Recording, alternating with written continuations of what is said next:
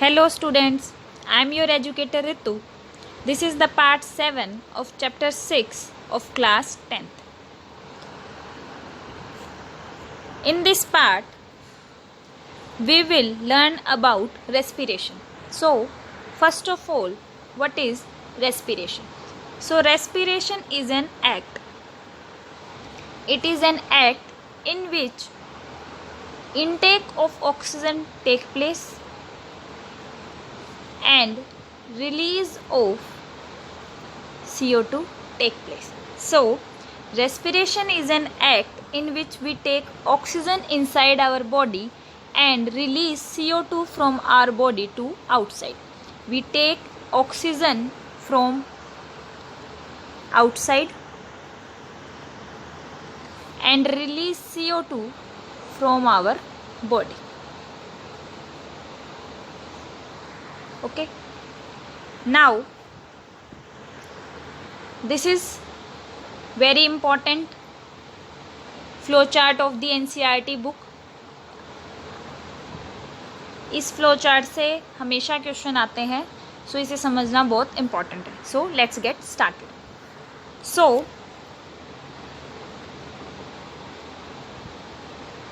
the food material taken in during the process of nutrition is used in cells in provide energy for various life processes. Nutrition के process में as we know that हमने ये पिछले lectures में पढ़ा है कि nutrition से हम क्या लेते हैं, फूड का इनटेक होता है. और उस फूड को क्यों लेते हैं, क्योंकि हमें क्या चाहिए है, एनर्जी चाहिए. ठीक है, अब इस एनर्जी को लेने के लिए बहुत सारे ऑर्गेनिज्म बहुत सारे पाथवेज को यूज़ करते हैं. तो वो जो पाथवे हैं इस एनर्जी को लेने के लिए, वो दो पाथवे किस पे डिपेंड करते हैं, ऑक्सीजन की प्रेजेंस में और ऑक्सीजन की एब्सेंस में. ठीक है, न्यूट्रिशन के टाइम पे हमने फूड को इनटेक किया. उस फूड को लेने का मकसद क्या था कि हमारी बॉडी को क्या मिले, एनर्जी मिले, ताकि बॉडी अपने फंक्शंस को रेगुलेट कर सके, कैरी आउट कर सके. अब वो जो एनर्जी हमें चाहिए है वो डिपेंड करती है ऑर्गेनिज्म कौन से पाथवे को फॉलो करते हैं. पाथवे किस पे डिपेंड करता है कि ऑक्सीजन की प्रेजेंस है या ऑक्सीजन की एब्सेंस है. ठीक है, now if oxygen is present, as you can see that in presence of oxygen or in absence of oxygen. ठीक है, तो first step is the breakdown of glucose A 6 carbon molecule into A 3 carbon molecule called pyruvate. सबसे पहले glucose का formula क्या है, C6H12O6. तो glucose क्या है, 6 कार्बन का कंपाउंड है. इस 6 कार्बन कंपाउंड को किस में ब्रेक डाउन करेंगे, 3 कार्बन कंपाउंड में क्या करेंगे, ब्रेक डाउन करेंगे. ये क्या है, 6 कार्बन कंपाउंड है, इसको किस में ब्रेक डाउन करेंगे, 3 कार्बन कंपाउंड में ब्रेक डाउन करेंगे. तो ग्लूकोज का ब्रेक डाउन किस में होएगा, पायरुवेट में होएगा. और जो पायरुवेट है वो क्या है, 3 कार्बन मॉलिक्यूल है. ठीक है, अब ये जो ब्रेक डाउन हो रहा है ये कहाँ हो रहा है, साइटोप्लाज्म में हो रहा है. ठीक है, तो दो चीज़ें इंपॉर्टेंट याद रखनी है. ग्लूकोज 6 कार्बन मॉलिक्यूल है, ब्रेक डाउन किस में होएगा, पायरुवेट में होएगा. और पायरुवेट क्या है, 3 कार्बन मॉलिक्यूल है. ठीक है, और ये प्रोसेस हो कहाँ रहा है, साइटोप्लाज्म में हो रहा है. अब ग्लूकोज जब पायरुवेट में ब्रेक डाउन होएगा तो साथ में क्या रिलीज होएगी, कुछ ना कुछ एनर्जी रिलीज होएगी. ठीक है, अब इस पायरुवेट के पास, अब ये जो पायरुवेट बना है इसके पास पाथवे है, क्या, एब्सेंस ऑफ ऑक्सीजन. उन ऑर्गेनिज्म में जहाँ एब्सेंस ऑफ ऑक्सीजन है तो ये कौन सा पाथवे फॉलो करेगा, और वो ऑर्गेनिज्म जो ऑक्सीजन की प्रेजेंस में काम करेंगे वो कौन से पाथवे को फॉलो करेंगे. ठीक है, ठीक है, तो जो पायरुवेट है may be converted into ethanol and CO2. जो पायरुवेट है वो फाइनली ब्रेक डाउन किस में होएगा, CO2 एंड इथेनॉल में.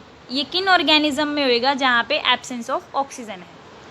जब एब्सेंस ऑफ ऑक्सीजन है, pyruvate compound absence of oxygen में किस में कन्वर्ट होता है, ethanol plus CO2 plus energy में. ठीक है, इथेनॉल क्या है, 2 कार्बन कंपाउंड है. पायरुवेट खुद क्या है, 3 कार्बन कंपाउंड. और इथेनॉल क्या है, 2 कार्बन कंपाउंड. ठीक है, साथ में CO2 प्लस एनर्जी. ठीक है, वो एनर्जी जिसकी हम बात कर रहे थे. ठीक है, अब ये एब्सेंस ऑफ ऑक्सीजन में होगा, यानी कि ऑक्सीजन की प्रेजेंस ज़रूरी नहीं है. ऑर्गेनिज्म किन ऑर्गेनिज्म में होता है, इन यीस्ट में. ठीक है, अब इस चीज़ को और क्या बोलते हैं, फर्मेंटेशन. इस प्रोसेस को, ये जो प्रोसेस है एब्सेंस ऑफ ऑक्सीजन में, पायरुवेट का किस में बनना, ethanol plus CO2 plus energy में। तो इथेनॉल की फॉर्मेशन जब होती है यीस्ट में, तो उस प्रोसेस को क्या बोलते हैं, फर्मेंटेशन। और इसका दूसरा नाम क्या है, एनएरोबिक रेस्पिरेशन। एनएरोबिक क्यों बोला है, यानी एन मतलब एब्सेंस, यानी कि ऑक्सीजन की एब्सेंस में, ठीक है। ये वो रेस्पिरेशन है जहां ऑक्सीजन की क्या है, एब्सेंस है। इसका नाम क्या है, एनएरोबिक रेस्पिरेशन। और ये यीस्ट में जब इथेनॉल बनाने के लिए इस प्रोसेस को यूज़ करते हैं, इस रिएक्शन को यूज़ करते हैं, तब इसका नाम क्या है, फर्मेंटेशन, ठीक है। और ये होता किस में है, यीस्ट में, ठीक है। अब ब्रेक डाउन ऑफ जो ये पायरुवेट है, एक पाथवे हमने देख लिया। दूसरा पाथवे क्या है कि ये जो पायरुवेट है इसका ब्रेकडाउन कहाँ हो सकता है, माइटोकॉन्ड्रिया में हो सकता है। और इसके ब्रेकडाउन से क्या मिलेगा, CO2 water plus energy, CO2 water plus energy, ठीक है। अब ये क्या है, प्रेजेंस ऑफ ऑक्सीजन। ये उन ऑर्गेनिज्म में होएगा जहाँ पे प्रेजेंस ऑफ ऑक्सीजन मस्ट है, उसकी ज़रूरत बिल्कुल ज़रूरी है, ठीक है। अब इसको क्या बोलेंगे, क्योंकि ऑक्सीजन की प्रेजेंस ज़रूरी है, तो एरोबिक रेस्पिरेशन, ठीक है। एरोबिक रेस्पिरेशन की प्लेस कहाँ है, कहाँ होता है, माइटोकॉन्ड्रिया में। प्रोडक्ट क्या मिलते हैं ब्रेकडाउन पे, CO2 plus water plus energy.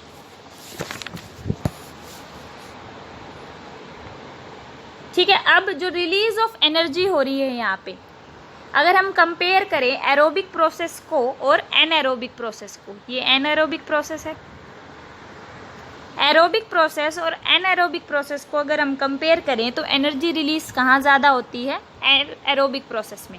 Aerobic respiration में एनर्जी ज़्यादा रिलीज होती है एज कंपेयर टू एनएरोबिक, ठीक है।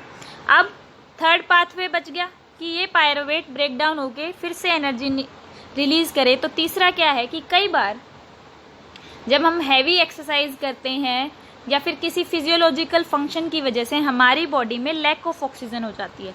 लैक ऑफ ऑक्सीजन मतलब ऑक्सीजन की प्रेजेंस तो है लेकिन उसकी कमी हो गई है, मतलब लैक, यानी कि उसकी कंसंट्रेशन क्या हो गई है, डिक्रीज हो गई है।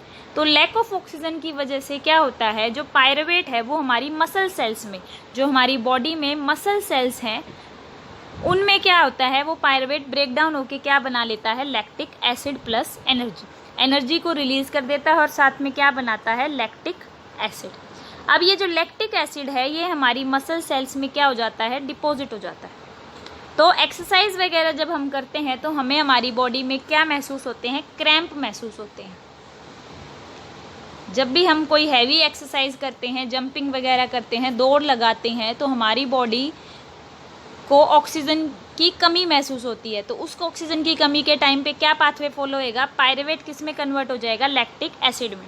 वो लैक्टिक एसिड मसल सेल्स में क्या हो जाता है, डिपॉजिट हो जाता है, और डिपॉजिट होने से हमें क्या फील होते हैं, क्रैम्प, ठीक है। ठीक है। अब ये जो एनर्जी रिलीज हुई है यहाँ पे तीनों पाथवे में, इसको ऑर्गेनिज्म इमीडिएटली यूज़ कर लेते हैं किसको फॉर्म करने में, एटीपी को फॉर्म करने में। एटीपी हमारी बॉडी का क्या होता है, एनर्जी करेंसी। एनर्जी करेंसी हमारी बॉडी में कहीं भी एनर्जी को यूज़ करनी है, एनर्जी को रिलीज़ करना है, तो हमेशा किस फॉर्म में होता है, एटीपी की फॉर्म में होता है, ठीक है। तो जो एटीपी है वो किस तरीके से काम करता है, फ्यूल की तरह काम करता है। सारे जो भी सेल में एक्टिविटीज़ हो रही है, एटीपी उन सब के लिए क्या है, फ्यूल है, ठीक है।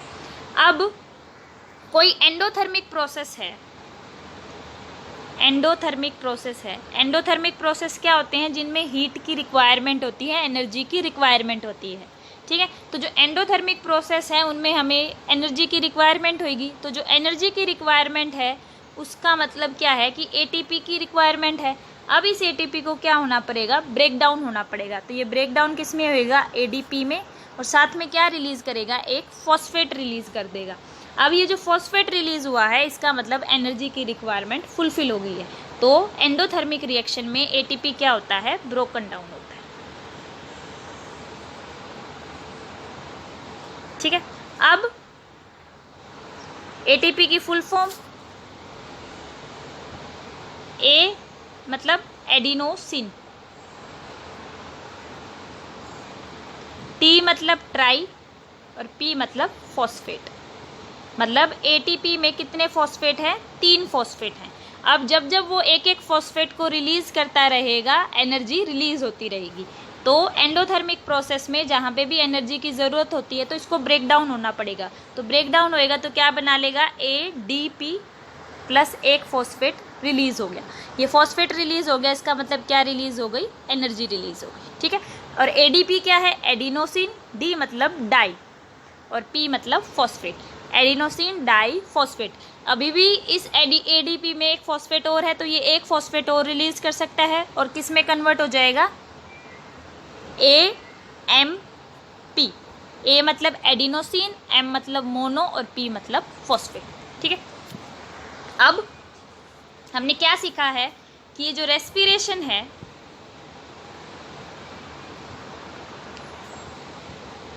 ये 2 टाइप का है, एरोबिक और एनारोबिक। एरोबिक मतलब ऑक्सीजन की प्रेजेंस है, एनारोबिक मतलब ऑक्सीजन की प्रेजेंस नहीं है। एरोबिक है तो इसका मतलब जो ग्लूकोज का ब्रेक डाउन होएगा वो कहाँ होएगा, माइटोकॉन्ड्रिया में होएगा। और अगर एनारोबिक है तो जो ग्लूकोज का ब्रेक डाउन है वो कहाँ होएगा,